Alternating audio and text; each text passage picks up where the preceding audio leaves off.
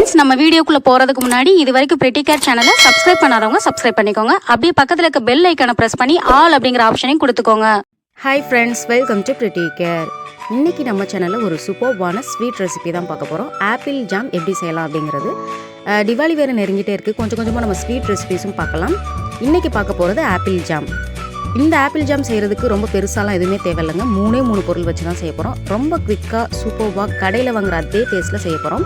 வீடியோக்குள்ளே போகிறதுக்கு முன்னாடி இப்போ தான் ஃபர்ஸ்ட் டைம் என்னுடைய சேனலில் பார்க்குறீங்கன்னா சப்ஸ்கிரைப் பண்ணிட்டு பாருங்கள். வீடியோ ஸ்கிப் பண்ணாமல் பார்த்தீங்கன்னா கண்டிப்பாக இந்த வீடியோ உங்களுக்கு யூஸ்ஃபுல்லாக இருக்கும். வாங்க வீடியோக்குள்ளே போகலாம்.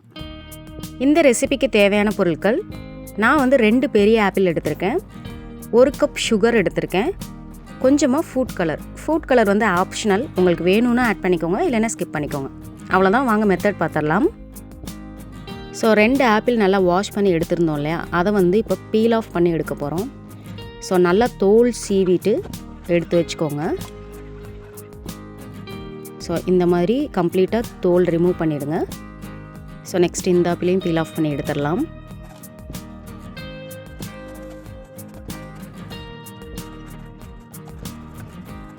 ஸோ அவ்வளோதான். 2 ஆப்பிளையும் நல்லா வந்து தோல் சீவி எடுத்தாச்சு.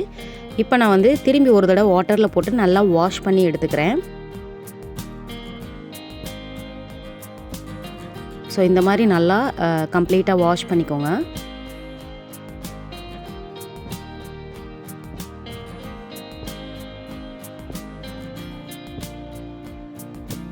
அவ்வளோதான் ஃப்ரெண்ட்ஸ், நல்லா வாஷ் பண்ணியாச்சு.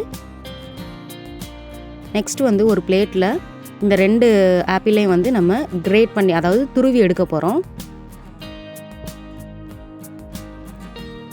ஸோ இந்த மாதிரி வந்து ஒரு கிரேட்டர் வச்சு நல்லா துருவி எடுத்துக்கோங்க. நடுவில் இருக்க சீட்ஸை ரிமூவ் பண்ணிவிடுங்க. ஆப்பிள் துருவும் போது பார்த்திங்கன்னா இந்த மாதிரி தான் இருக்கும். ஸோ நமக்கு பீஸாலாம் விழாது, இந்த மாதிரி ஜாம் மாதிரியே தான் அது வரும். ஸோ அவ்வளோதான், கம்ப்ளீட்டாக 2 ஆப்பிளையுமே நல்லா துருவி எடுத்தாச்சு. நெக்ஸ்ட் வந்து ஸ்டவ் ஆன் பண்ணிவிட்டு ஸ்டவ்வில் கடாய் வச்சுக்கலாம்.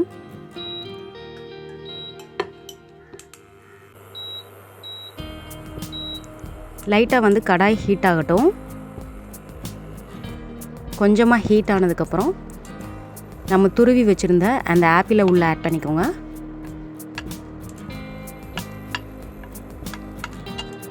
இந்த ரெசிபியை பொறுத்தவரையும் வாட்டரே நம்ம ஆட் பண்ணவே கூடாது. ஸோ ஜாம் அப்படிங்கும்போது நம்ம வாட்டர் ஆட் பண்ணவே கூடாது. ரெண்டாவது ஒரு விஷயம் வந்து, அப்படி வாட்டர் ஆட் பண்ணாமல் நம்ம செஞ்சால் மட்டும்தான் அது ரொம்ப நாள் கெட்டு போகாமல் ரொம்ப சூப்பராக இருக்கும். ஸோ இந்த ஆப்பிளில் இருக்க தண்ணியே பார்த்திங்கன்னா இன்னும் வந்து நல்லா ட்ரை ஆகணும். அது வரையும் நம்ம கிண்டிக்கிட்டே தான் இருக்கணும். ஸோ அவ்வளோதான், ஒரு தட்டு போட்டு மூடி வச்சிடலாம். கொஞ்சம் நேரம் அது குக் ஆகட்டும். ஸோ அப்பப்போ இந்த மாதிரி மூடி வச்சுட்டு நல்லா கிளறி விடுங்க. நல்லா அந்த ஆப்பிளில் இருக்க ஜூஸ் வந்து ட்ரை ஆகணும். அது வரையும் இதே ப்ரொசீஜரை ரிப்பீட்டடாக பண்ணிகிட்டே இருங்க. பாருங்கள், கம்ப்ளீட்டாக அந்த எக்ஸஸ் வாட்டர்லாம் போயிடுச்சு. இந்த ஸ்டேஜில் நம்ம ஃபுட் கலர் ஆட் பண்ணிக்கிறோம். இது வந்து ஆப்ஷனல், உங்களுக்கு விருப்பம் இருந்தால் ஆட் பண்ணிக்கோங்க, இல்லைனா ஒரிஜினலாக அது என்ன கலரில் இருக்குமோ அதை அப்படியே லீவ் பண்ணிக்கோங்க. ஸோ நான் வந்து கொஞ்சமாக கேசரி பவுடரை வாட்டரில் மிக்ஸ் பண்ணி அந்த ஃபுட் கலரை இப்போ இதில் ஆட் பண்ணியிருக்கேன். ஸோ இப்போ நல்லா கிளறி விட்டுக்கோங்க. நெக்ஸ்ட் வந்து 1 கப் சுகர், அதாவது நம்ம ஆப்பிள் எந்த அளவு எடுக்கிறோமோ அதுக்கு ஈக்குவல் அமௌண்ட்டில் வந்து நம்ம சுகர் எடுத்துக்கணும். ஸோ உங்களுக்கு சுகர் கம்மியாக வேணும் அப்படின்னா நீங்கள் கொஞ்சம் குறைச்சிக்கோங்க, அது உங்களுடைய டேஸ்ட்டை பொறுத்து. ஆனால் கரெக்டாக சேர்த்துக்கிட்டோன்னா நம்ம கடையில் வாங்குகிற அதே டேஸ்ட் இருக்கும். ஸோ இதை இப்படியே விட்டுறக்கூடாது, இது வந்து நல்லா தொடர்ந்து கிண்டிக்கிட்டே இருக்கணும். இது வந்து லிக்யூட் ஃபார்மில் இருந்து ஜாம் ஃபார்முக்கு, அதாவது ஒரு திக்கான கன்சிஸ்டன்சி மாறுற வரைக்கும் நம்ம கண்டினியூஸாக அந்த மாதிரி கிளறி விட்டுகிட்டே இருக்கணும். ஸோ இந்த மாதிரி பபிள்ஸ் வருது பார்த்திங்களா, அந்த பபிள்ஸ்லாம் வந்து அது சரியாயிட்டு ஒரு மாதிரி கெட்டியாக ஜாம் மாதிரி வரும். ஸோ அது வரைக்கும் நம்ம கண்டினியூஸாக இந்த ப்ராசஸ் பண்ணிகிட்டே இருக்கணும். அதே மாதிரி நான் இப்போ சொல்கிறது ஒரு டிப்பாக கூட எடுத்துக்கோங்க.